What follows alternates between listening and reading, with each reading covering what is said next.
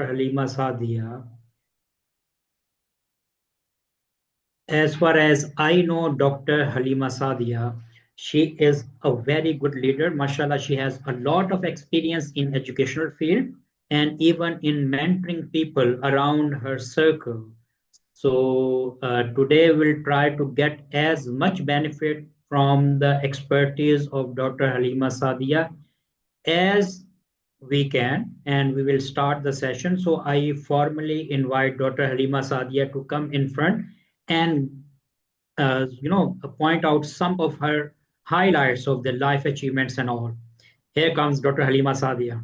Yeah, thank you. Yes, Thank Dr. you. Haleema Sadia, all yours. Thank you very much, Mr. Anwar, for introducing me. And it was really lovely to be here.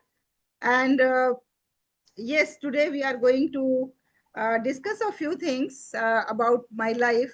And that's really going to be a great, I think, learning for me. And not, I can't claim that it is going to be a great learning for others, but for me, it is going to be a great learning. Yes, I wanted to just give a little twist to this, and I have prepared a few things in the form of a few slides, and I'm going to share those slides. And the funniest part is, or you can say the interesting part is, that whatever I'm going to share in the form of 3. You know, 3 is considered to be a very good number. Do you know 3 is a good number? You know what? In the numerics, I have heard of it, but I'm not a person of numbers. That is the Okay, thing. okay. So 3 is considered to be a very good number, and that's why I have prepared the things in the form of 3. So I am going to take just 5 minutes time so that you can have some small briefing about me, and then we can go ahead over the discussion about the life struggles and achievements and other things. So here we go, Mr. Anwar. Thank you very much for inviting me.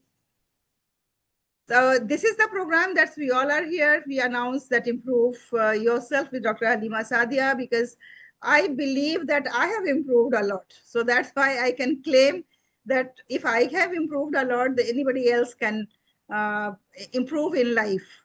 The only thing is the moment you realize that there is a scope of improvement, and there you have to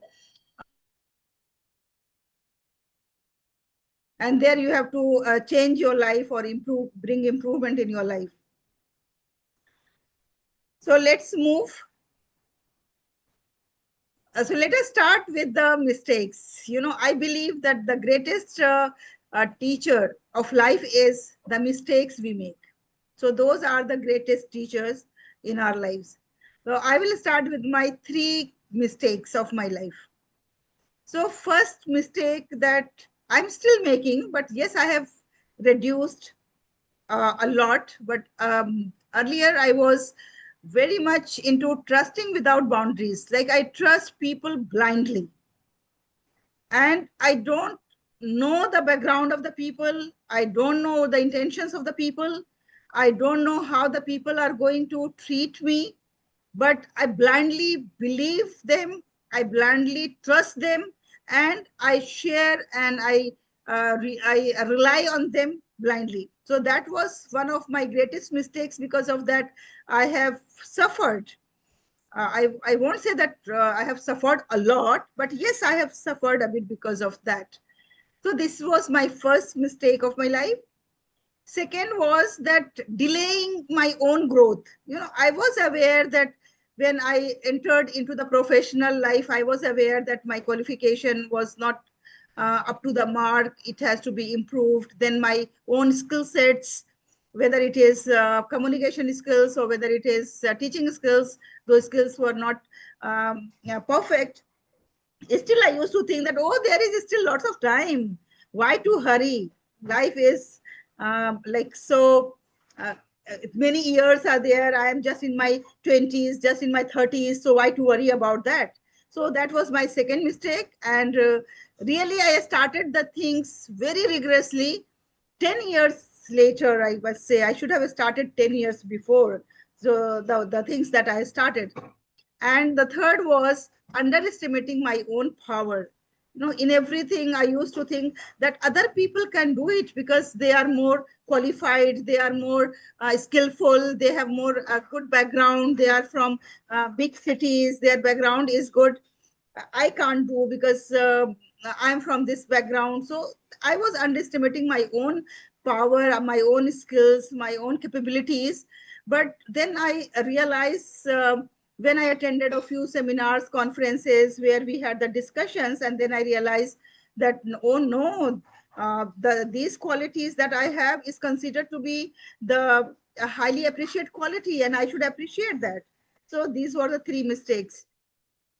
There were three incidents in my life that has changed everything. One was uh, the turning point in my life was that when I tried my B.Ed, it may be sounding very funny, but yes, it is a fact that when I tried for my B.Ed, I failed miserably, like in 3, 4 attempts. And then finally, I got from the very prestigious university, that is Delhi University. So when one door closes, we should always remember that we have to try it for the another door. We should not look only at the closed door. Then there was a moment where I used to think that, okay, going to abroad, going to Gulf and having a job over there is not my cup of tea. This is something for other people, those who are more qualified than me. But then from self-doubt to global impact, one day I just received a message and I thought, okay, let me try. And you will not believe, the moment I just tried, I went for the interview and I met the chairman. He was here for the interview of a principal. And then I cracked that. And then I said, oh my God, I was thinking it is not for me going abroad, having a job over there, becoming a principal, but it happened now. So the biggest battle is within ourselves. We think that we cannot do, and that's why it never happened. The moment we think that we can do, it will happen. Now, quickly, I must say that whatever success I have achieved, little bit, it is not like very big success, but yes, whatever little bit I have achieved.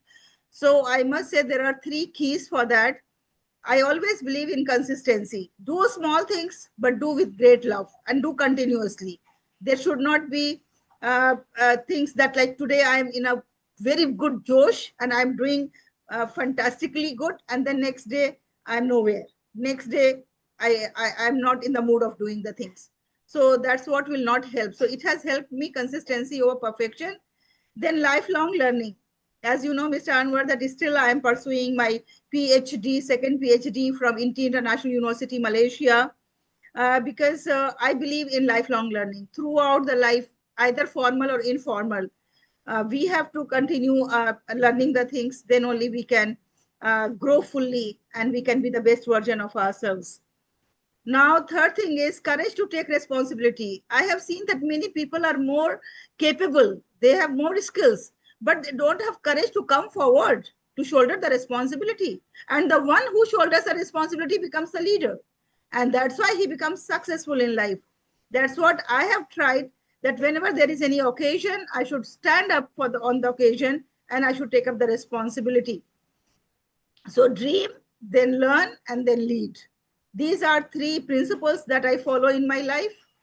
And my values are very close to my heart. I never compromise on my values. Like, I am very proud that I practice my Islamic values.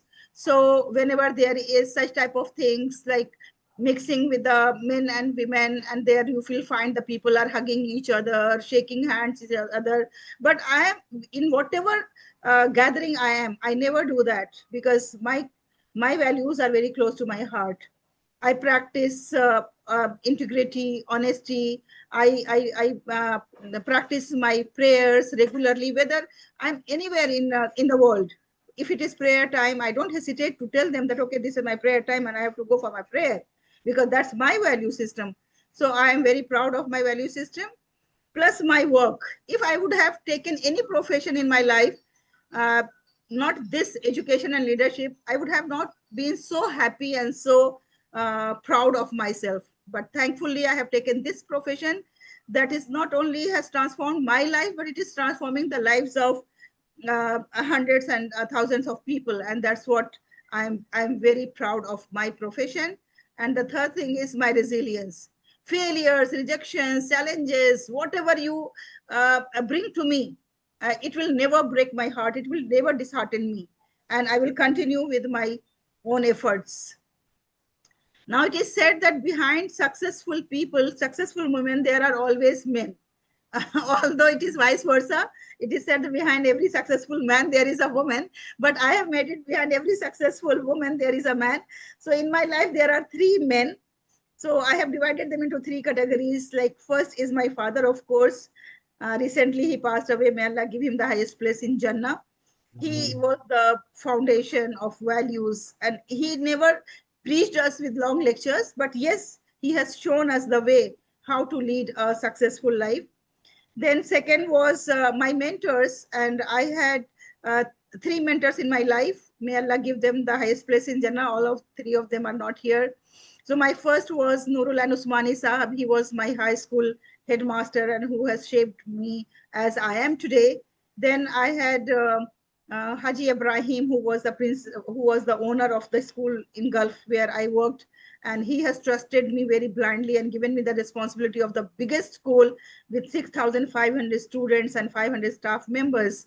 So he has also shaped me, and he has given me the business tips, I can say. And the other one was Janab Hamid Sahab. He was the vice chancellor of Aligarh Muslim University, and then he came as a secretary of Hamdard Society, Hamdard Education Society.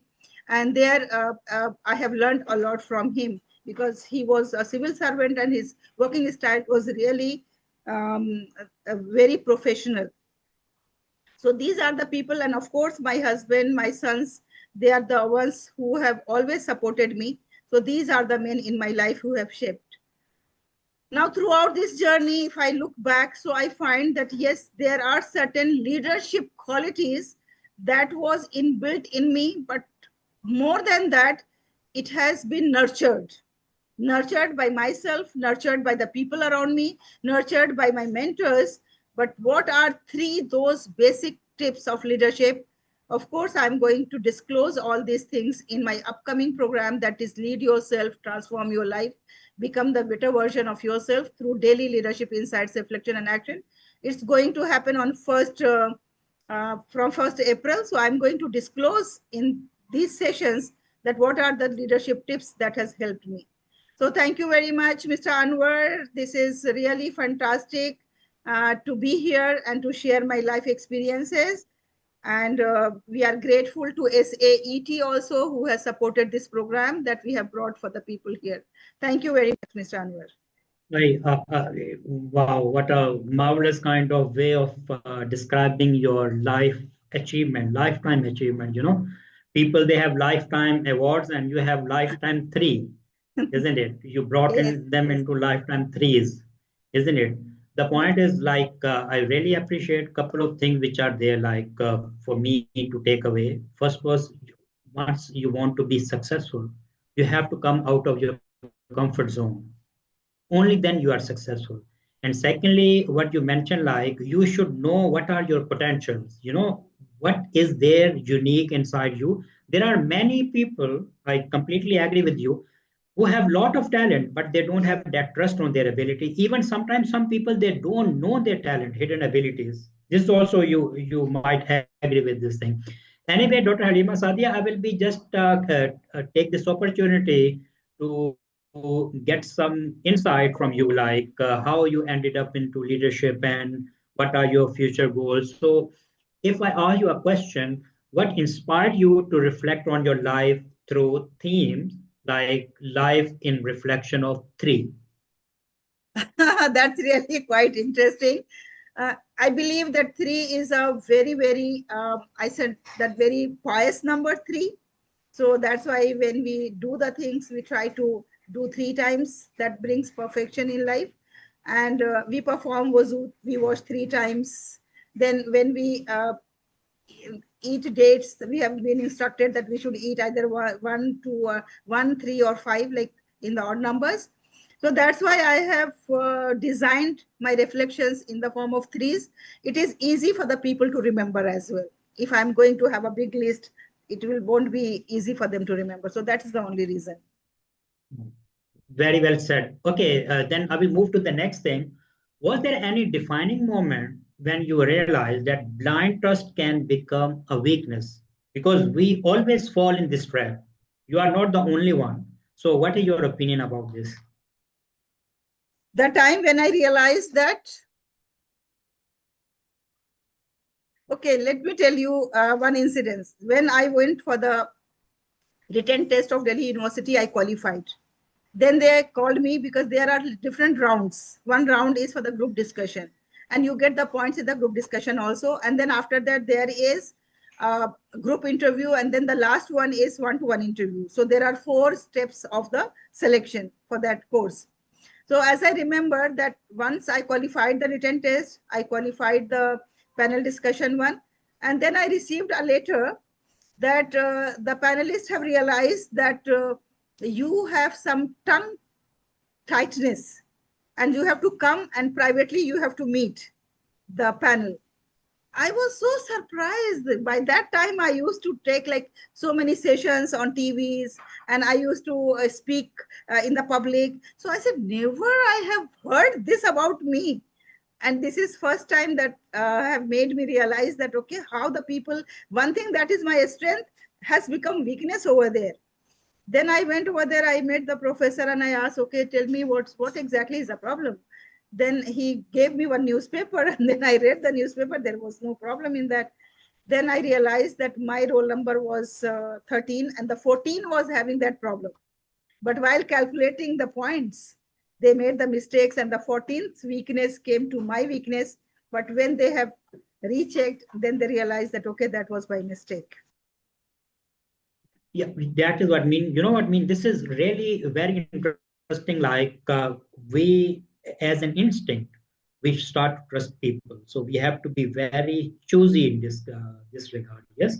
So if Yes. I ask you one more insight from your side, like what practical steps you suggest someone should take to truly own their worth? How can we judge that this is my worth? How I can assess my worth? What are the criteria you think like I have to I would take care say of? in one sentence, I will not take much time. The work that you do and never look at the watch is your work. The work that engrossed you so much, like you are engrossed into that work so much that you never look at your watch. So that work is your forte and you have to go for that work, not any other work. Like sometimes people are into the wrong profession. They don't like that, but they are doing just for the sake of profession. And that's what becomes a burden on them. So when you realize that you are doing something that is really interesting and where you can give your best in that, so you do that work. That is my suggestion to the people while selecting or choosing any work or any profession. I think Mr. Darshan is here. Mr. Darshan, how are you? Yeah, hi, doctor. How are you? I'm And good. I'm uh, good. and Eid Mubarak to you.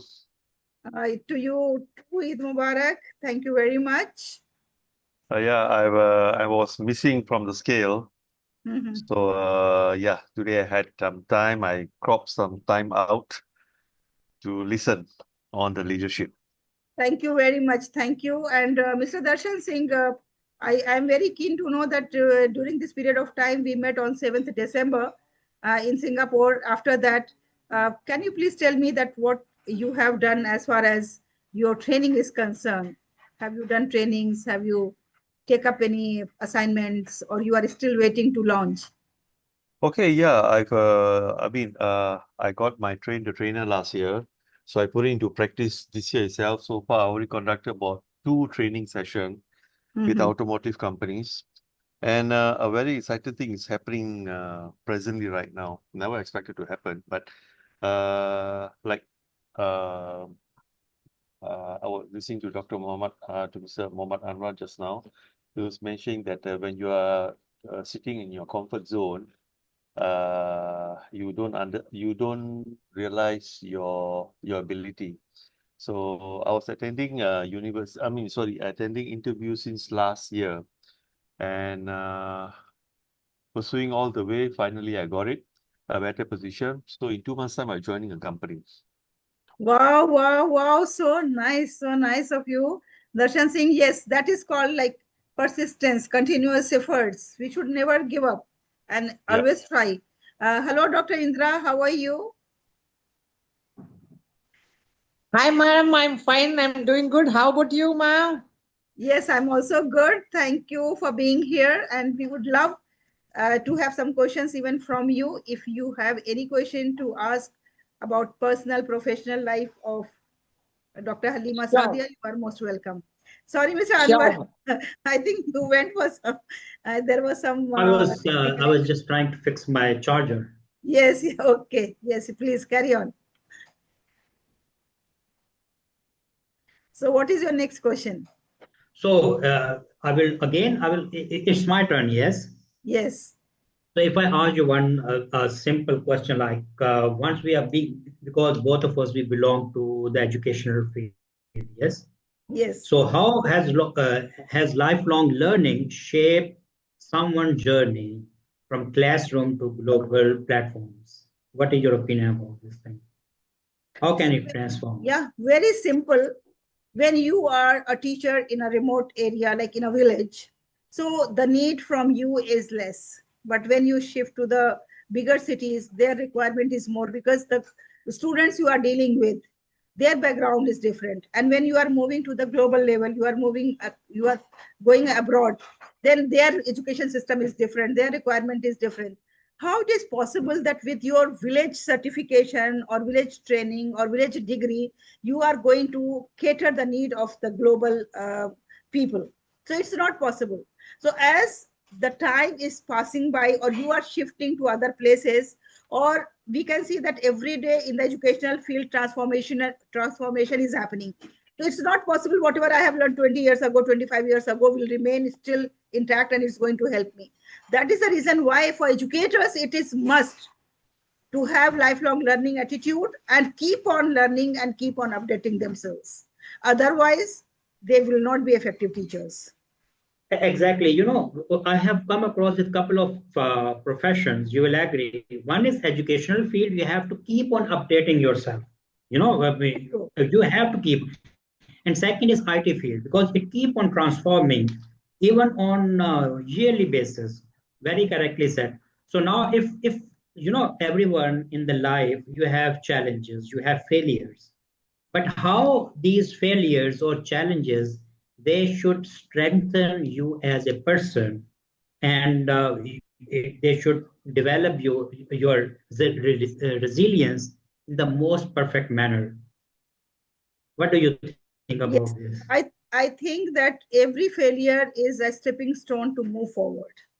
And failure is not just for the sake of failure that somebody is behind you and somebody is making you fail. We should realize the facts that somewhere we are not capable or somewhere we have not put in enough efforts. That's why this failure happens. So to avoid that, we have to really work harder. We have to recently, you know what happened? I was just scrolling and then I found that there was interview for a educational director by AI. You know, AI, I was conducting that interview and it was like free. So I thought, okay, why not just try that? Okay, which type of questions the AI is asking? So I just started it. They asked me, are you ready? I said yes. Then I started appearing for the interview. And it was like video interview. I was supposed to speak on the camera and the camera should be intact and we should not move here and there and all those things were there. They have developed that software. Then attempted. It was for fully 45 minutes and I keep on speaking whatever they ask and twisted question, this question, that question. And then later I realized that when they have given me the analysis, it was like around 45% was my score in the analysis. And then I realized that yes, true, it is true that now education has gone to the another level. And if we are still sitting at that level where I was 10 years ago or 5 years ago, then we won't be able to, although the AI was catching my words and then framing the question out of that words into the depth. Are you getting my point? Like if I say Yeah. creativity, which should be the highest goal of education. So now with the creativity, they will go inside the depth and then ask another question. And that will be like a higher level of intellect. So then I realized that, oh my God, it means that I am just on 45% by AI. Level of AI has gone to so high. So No, how I Dr. have to Haleema, catch up? Yes. exactly. You know what? I mean, I was talking to someone. He was very capable. So he told me like once we had a discussion. Now AI, everyone is talking, but using AI is also a very big challenge. For example, one task is there, and both of us have the same task. I will generate something completely different, what you will generate using the same tool. Yes, you are right. So it 100% depends right. upon how qualified you are in order to use that particular platform. So in order to have, advantage of AI, you should be aware of AI. Very true. Anyway, Very true. if I take this leverage to ask you further couple of questions, if it is possible, Yeah. if you could speak to your younger self, what would you say? I just say one advice. That is really a fantastic question. I was waiting for this question. I would say to my younger one that don't bother about others. Have a mission in life and just move towards that. Don't bother what the world is saying, what the relatives are saying, what this is saying, what that is saying, because I have found that many people will misguide you rather than guide you. And Exactly. what is the mistake as a young person we make is that we always just anything happens, we just move to our friends, our relatives, our elders, and we try discuss, and that spoils the things uh, more rather than fixing the things. So I must say to my younger one, have a mission in life, move towards that instead of just going to the wrong persons. Find the right person. Like suppose if it is related to the profession, go to the professional counselors and ask them instead of asking auntie and khala and mamani and this and that. And then you take the right advice and then you move towards. That's all I must say to Yeah, my young ones. right person for the right job and right person for right kind of guidance. You mean to say like this? Okay. Towards the end, if I ask last question, which is, what message would you like to share with the students, educators, and aspiring leaders today? As far as actually, first of all, I am not one to advise them, but anyway, I can share my suggestions and my uh, thinking with them. As far as educators are concerned, I must say that if you are not passionate, if you are not a person who loves the children, don't come into the education. I have seen the teachers when they enter in the class, their face is entirely different, as if that these children are a great burden on them. Please don't take this profession. Love the children, love the profession, love the subject, love the institute, love yourself, and then only you enter into the education field. This 5 loves is compulsory for the educators. And for the students, only thing is that student life is a very beautiful phase of life. Believe in yourself and decide what you want to do as early as possible and then move towards that. Everybody is given the intelligence by God. Try to realize that. Try to understand that. Try to get lots of exposure so that you can understand that which field is good for you. And as far as the leaders are concerned, please don't be the leader who brings war. I'm really dead against of war. I never like war at all. Whosoever is doing, whatever is the reason why they are doing, I don't want to go into the depth of the politics, but war itself is very bad. War किसी मसले का हल It नहीं is है. catastrophic. War तो खुद ही एक मसला है, वो क्या हल देगी? How much the Exactly. children, those who are like you can say the countries where children are under the threat of war or who are facing the war, you just understand their psychology, those children's psychology. They lost the trust into the humanity. They are always under fear, and that's what is not created by God, to give them the fear instead of faith and trust in humanity. So that's all I want to say. Thank you very much, Mr. Anwar. Yeah, one thing like for aspiring leaders, one small sentence from my end: be a leader, but avoid to be a toxic leader. So that is the most important thing, because there are a lot of people who are depending upon your decisions. So if you are toxic, you are not only ruining yourself, but you are ruining the careers or the lives of those who are working under you in your atmosphere. Anyway, thank you very much, Dr. Haleema Sadia. Today it was a very fruitful session. Mashallah, you have given a very good insight of your life experiences, and mashallah, you explained everything in the best and befitted manner. Thank you very much for your valuable time, and I take your leave from here. Thank you so much. Have a nice time. Bye bye. Thank you. Thank you very much, Mr. Anwar. It was really lovely talking to you. And thank you, Darshan Singh and Dr. Indra Begum. Oh, sorry, not Indra Begum, Indra Rangan. If you have... No issues, ma'am. No issues. Okay. So if you want to share something or you want to ask I something, would like to ask you about the flipped classroom. How far you were transformed using this technology, flipped classroom? see, before the term flipped classroom was introduced, I was already doing in my school this type of classroom. But we were doing a little smaller version of that, and that was TTT.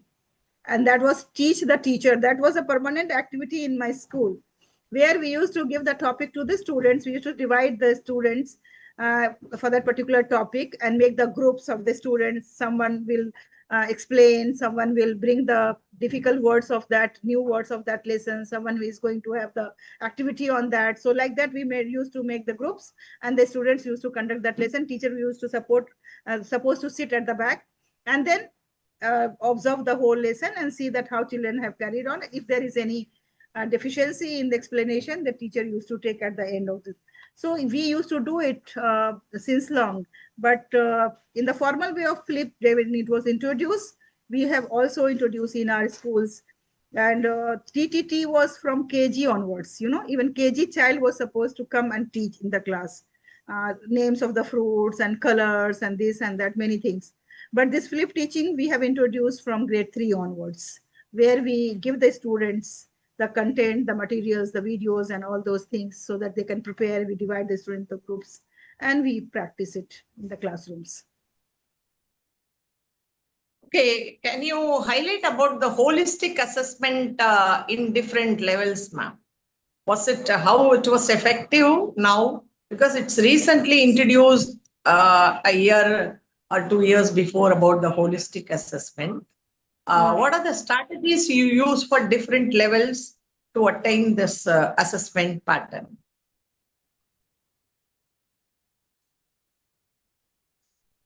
Thank you, Dr. Indra. Actually, earlier our assessments pattern was that it used to assess the students only on the basis of the academics, like the subject areas, where how much the student has scored in the maths, in science, in social science.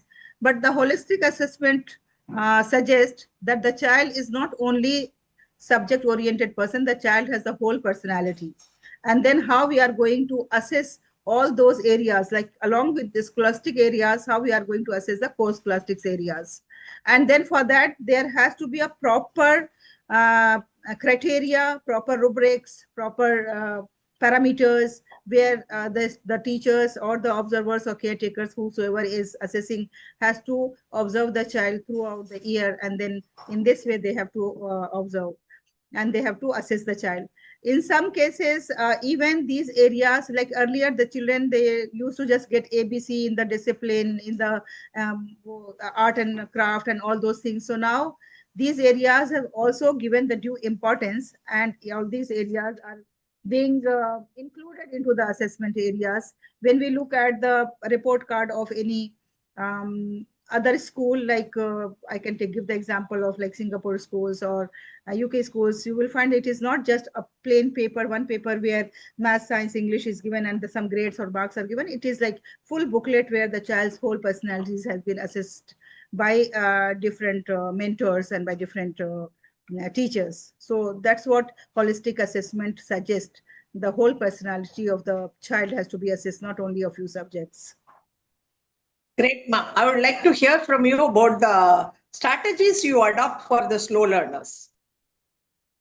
My dear Dr. Indra, I think one day we can have one-to-one session for the teachers. and for the educators You're such exclusively. an experienced person. If you share all those things, I can even share my teachers also. Thank you.